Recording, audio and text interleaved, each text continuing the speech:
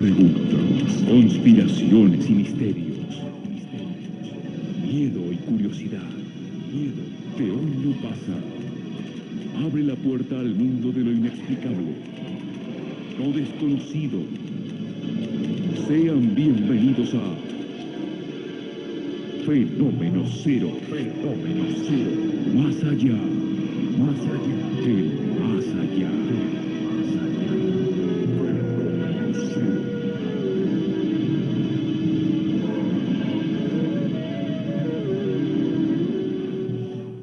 Jardín Primitivo. Estudio de grabación analógico y digital. Salas de ensayo. Sonido profesional. 4671. En otra nueva noche, Gladys Balsa. Hola Diego, buenas Que no noches se a todos. saca el tapado. Ah, porque acá hace frío.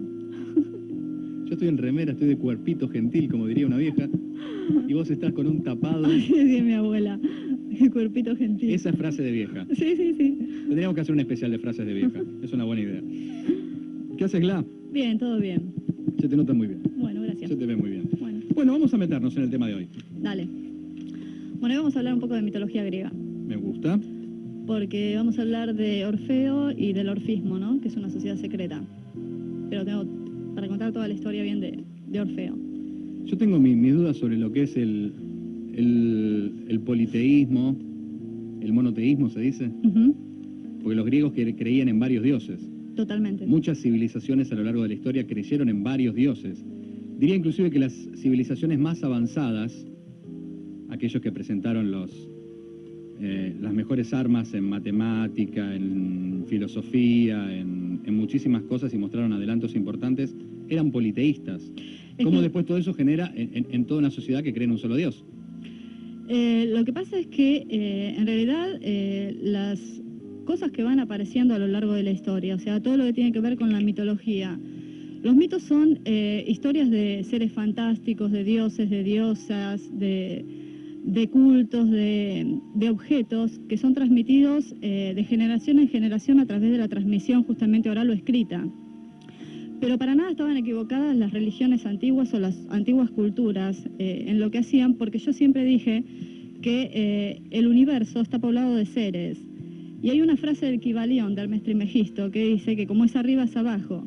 Entonces, no hay un solo Dios. Yo ya cuando hablé incluso de numerología, cuando hablamos de todo lo que tiene que ver con Pitágoras, conté que hacia los planos superiores hay un montón de dioses y diosas que tienen distintas jerarquías hasta llegar al todo. Uh-huh. Y la religión, o lo que tiene que ver con la mitología justamente de la historia griega, por ejemplo, ¿no? No estaba errada en nada, porque vos fíjate que ellos personificaban a los dioses y justamente nosotros estamos hechos a imagen y semejanza de dioses. ¿Entendés? Sí, sí. De dioses menores. Lo que pasa es que, bueno, después, lo primero que existe, o sea, todo lo que tiene que ver con la mitología, lo podemos dividir hasta antes y después de Cristo. Porque anteriormente, en todo lo que se basa la historia antigua es en cantidad de dioses que van apareciendo de acuerdo a las necesidades de cada población, de cada lugar. Porque también se dice que, por ejemplo, como en la mitología se habla de cosas que son demasiado fantásticas, pueden llegar a ser irracionales para nuestra mente racional. Claro, o sea, creo que todas las religiones se basan en mitología. Como los griegos podían creer en un dios del mar. Que existe. Que existe, que no existe, que puede existir o no. Existen y existen un montón. Okay. Como los griegos creían en eso, también por ahí los católicos creen en su leyenda de que hubo un dios que creó el mundo en 7 días. Es que se creó el mundo. Ok, pero por eso te digo... Lo que pasa es que hubo distintas creaciones. Okay. Y los dioses van apareciendo en distintas etapas, en distintas épocas. Por eso te decía, el Kybalión lo dice bien, como es arriba es abajo. Tenés un montón de jerarquías. Entonces, y esas jerarquías van apareciendo de acuerdo a las necesidades de cada sociedad. No es lo mismo Mahoma, donde aparece Jesús, donde aparece Buda, donde aparece Krishna. ¿Entendés? Ni son los mismos los dioses que aparecen en Grecia a los dioses que aparecen en Roma.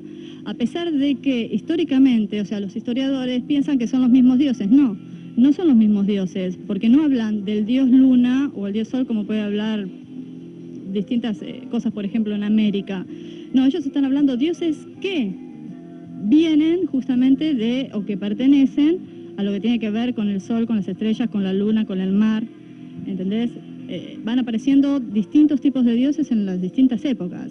Sí, yo iba más un poquito al hecho de que cada uno tiene su propia religión.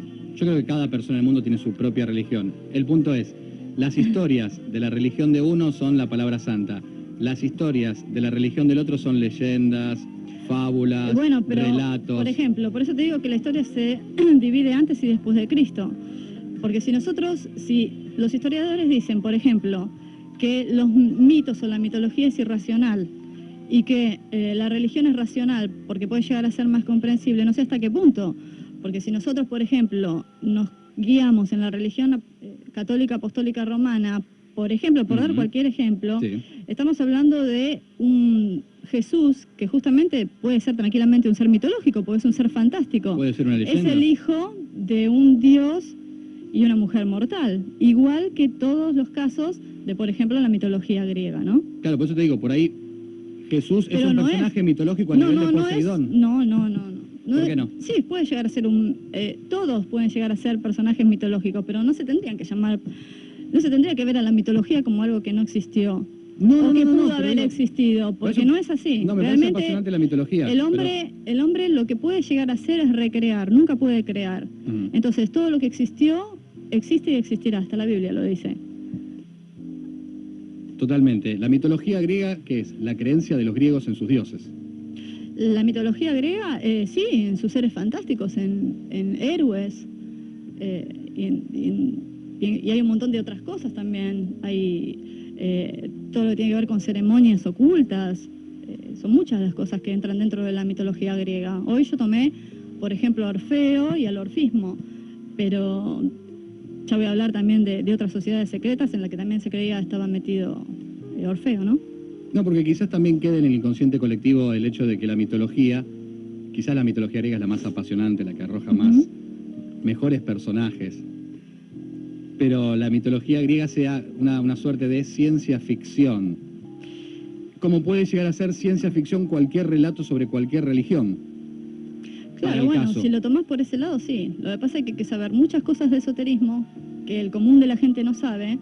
O sea, como un médico puede saber muchas cosas de medicina, hay que saber muchas cosas de esoterismo para poder decir realmente esto existió. Y yo les afirmo que nada de lo que apareció no existió. Desde lo que tiene que ver en todos los tipos. O sea, si hablamos de elementales, los elementales existieron, los gigantes existieron, los enanos que después fueron los duendes existieron, los demonios existen, todo existe. O sea, salvo el vampirismo, que es una de las cosas, o Nosferatus, y todo lo que tiene que ver con el vampirismo, que es una cosa que para los planos superiores fue demasiado monstruosa como para continuar existiendo y fue absorbida, y fue primero absorbida por lo que tiene que ver con los planos inferiores y después fue totalmente destruida porque parecía demasiado monstruoso lo que hacía el vampirismo. Todo lo demás existió y existe y sigue existiendo. No se puede destruir con facilidad. Bien, vamos a meternos en mitología griega. Me gusta el tema. Bueno, ustedes saben que justamente en la mitología griega lo fundamental es que está basado en variedad. O sea, ellos tenían, estamos hablando más o menos por el año 1600 a.C., un montón de dioses de distintas jerarquías. Tenían dioses superiores y dioses inferiores a medida que se iban acercando al plano terrestre. Tenés un montón de dioses. El principal era Zeus, que era el dios del cielo y que habitaba en el Olimpo. El Olimpo es un monte de Grecia, ¿no? Pero en la zona del Olimpo es donde se situaba a todos los dioses. Bueno, después tenés Afrodita, que es la diosa del amor. Tenés a Atenea, que era la diosa de la guerra y de las victorias. Tenés a Poseidón, justamente, que es el dios del mar y de los terremotos. Sí, la mujer de Zeus era Hera. Era justo. Zeus y Hera eran los más... Eran los principales. Después hay un montón. Está máximo. Apolo, que era el dios del sol y de la luz y de la música. Demeter, que era la diosa de la agricultura. Y bueno, Hades, que era el que tenía que ver justamente con el dios de la muerte o el dios de los abismos, ¿no? Bueno, la historia justamente de Orfeo, que es la que voy a contar yo, tiene que ver, justamente Orfeo era el hijo de un rey de Tracia, que es una región de Grecia, que era Eagror, y era el hijo de una musa. ¿Era qué? Eagror se llamaba el rey de Tracia. Y de una musa que es Calíope, era la musa de las músicas. Ustedes saben que las musas eran 9 diosas menores que eran menores porque estaban más cerca de los hombres, de los seres humanos, ¿no? Y justamente se dice musas inspiradoras porque eran las que inspiraban en los seres humanos los dones que tenía que ver justamente con el arte, con la ciencia o con la música. Y Calíope justamente era la musa de la música, ¿no? Entonces se dice que cuando nace Orfeo, toda la naturaleza es como que hace un stop para mirar al recién nacido porque era sumamente hermoso y era muy dulce. Era de ojos azules, era rubio, tenía labios como rosa, era una belleza. Y a medida que va creciendo este chico Orfeo, cada vez su belleza resaltaba más, ¿no? Era rubio, con rulos, pelo largo. Y bueno, las mujeres no se resistían a él, era el solo hecho de que esté Orfeo provocaba que las mujeres se enamoren. Y justamente Orfeo nace destinado a ser, porque eran dones que le daba su madre, ¿no? Que era una diosa, nace con el don de profetizar, o sea, era un adivino, y también fundamentalmente tenía el don de la música.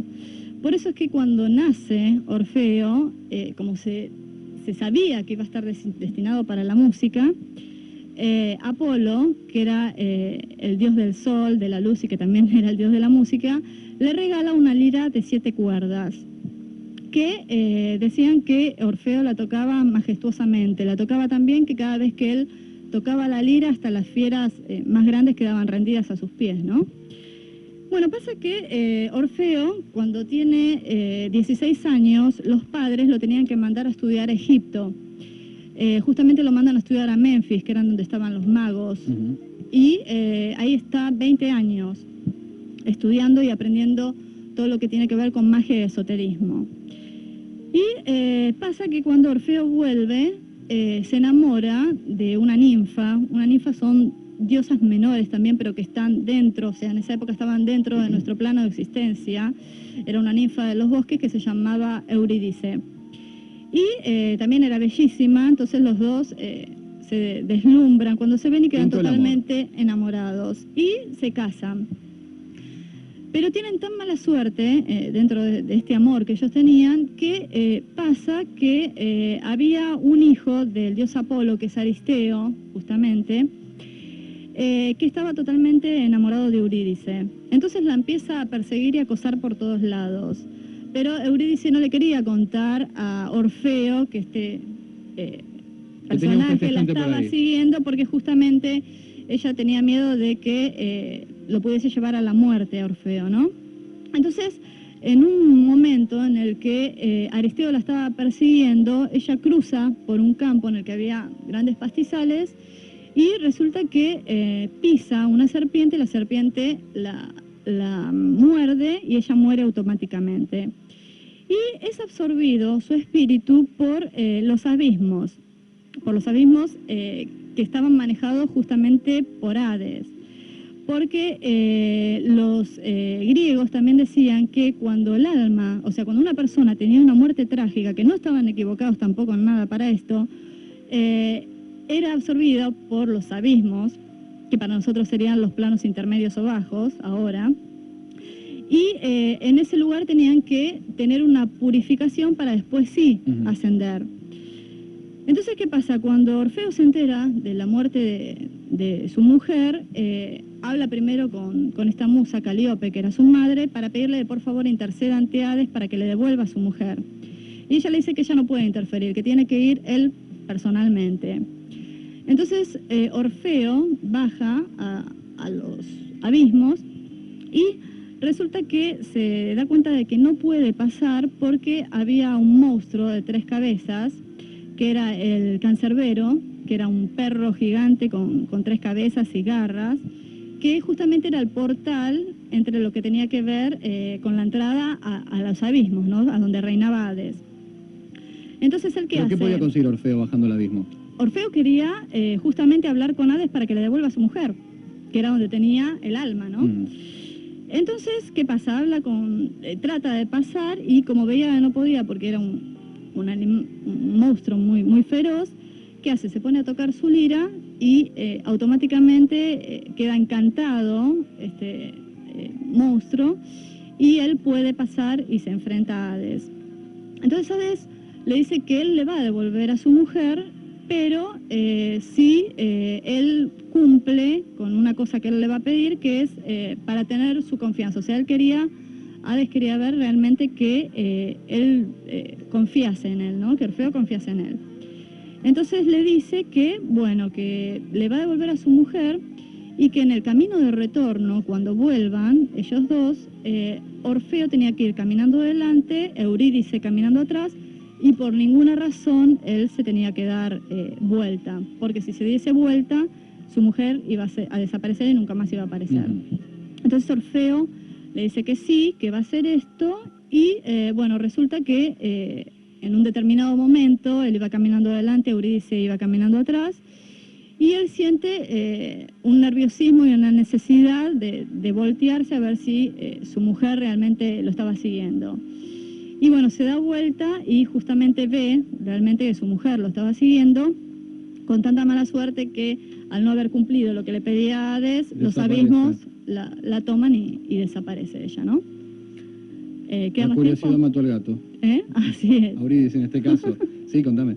Bueno, entonces, ¿qué pasa? Orfeo queda muy mal y en un primer momento él lo que tiene ganas de hacer es suicidarse. Pero como era un ser que era sumamente espiritual, esto lo deja de lado. Entonces él crea una sociedad secreta, que es la sociedad secreta que se conoce con el nombre de Orfismo, en la que elige a ciertos iniciados para enseñarles todo lo que tiene que ver con esoterismo y magia, y sobre todo lo que él había aprendido en Memphis. ¿Hay tiempo o te sigo contando después? Sí, termina tu relato, tranquila. Bueno, no, porque es largo, por eso te digo. Bueno, no. Andá redondeando y contarnos la historia. Bueno, entonces pasa que él estaba en Levos, que era una isla, y mucha gente llegaba a ese lugar a pedir todo lo que tenía que ver con consejos, porque no nos olvidemos que Orfeo también era un adivino. Entonces él crea esta sociedad secreta en la que se enseñaban magia y todo lo que tenía que ver con esoterismo. Pero fundamentalmente lo que Orfeo enseñaba era que era más importante el alma que el cuerpo. Entonces, ¿qué decía Orfeo? Que había que tratar de ser vegetariano. Él justamente es uno de los precursores de lo que tiene que ver con el vegetarismo. Mira Orfeo. Y utilizaba para sus ceremonias todo lo que tenía que ver con túnicas blancas, porque decía que el blanco servía para depuración del alma. Decía Orfeo que, o les enseñaba a sus discípulos, que cuando una persona moría, para llegar a lo que tenía que ver con el cielo, primero tenía que pasar por un mar, que era el mar de los tormentos, y que ese mar de los tormentos estaba lleno de peligros y de monstruosidades. Entonces les enseñaba que para pasar al otro lado había que pagar un precio a un barquero. Este barquero era el que estaba destinado a conducir al alma a buen puerto, ¿no? Entonces, ¿qué hacían? Ellos, antes de cremar el cuerpo, porque de hecho los cremaban, le ponían a cada lado de los ojos una moneda del mismo valor, y bueno, si esta moneda realmente no las tenían, o sea, si no podían poner dos del mismo valor, tenían que poner una sola de mayor valor debajo de la lengua. Fundamentalmente las ceremonias del orfismo se celebraban en el equinoccio de primavera y eran todas ceremonias que se realizaban por la noche, pero no eran ceremonias malas. Hasta que en un determinado momento, Aristeo, que era justamente el hijo de Apolo, totalmente envidioso de la fama de Orfeo y de las cosas buenas que le enseñaba, introduce a ciertos discípulos de él dentro de lo que sería el orfismo. Y ahí se empiezan a hacer distintas atrocidades, como por ejemplo, él inicia o hace iniciar a esta gente el rito de la onofogia, que tiene que ver justamente con despedazar a un toro vivo y comer la carne cruda. Oh, bueno. Que esto después empezó a ser totalmente mal visto por todo lo que tiene que ver con la gente que empieza a acudir a esas ceremonias, porque en un primer momento eran buenas y después terminan siendo horrorosas. Y también lo que introduce es la pedastría, que es el comercio carnal con niños, y hacían tener relaciones carnales dentro de esas ceremonias a personas mayores con chicos, ¿no? Vaya Orfeo, ¿eh? Uh-huh. Bien, amigos, en un rato sigue Gladys, hay más Fenómeno Cero. ¿De qué nos vas a hablar? ¿A dónde nos llevará la historia del día? Y les termino con Orfeo. Vamos a seguir hablando de Orfeo, vamos a seguir hablando más.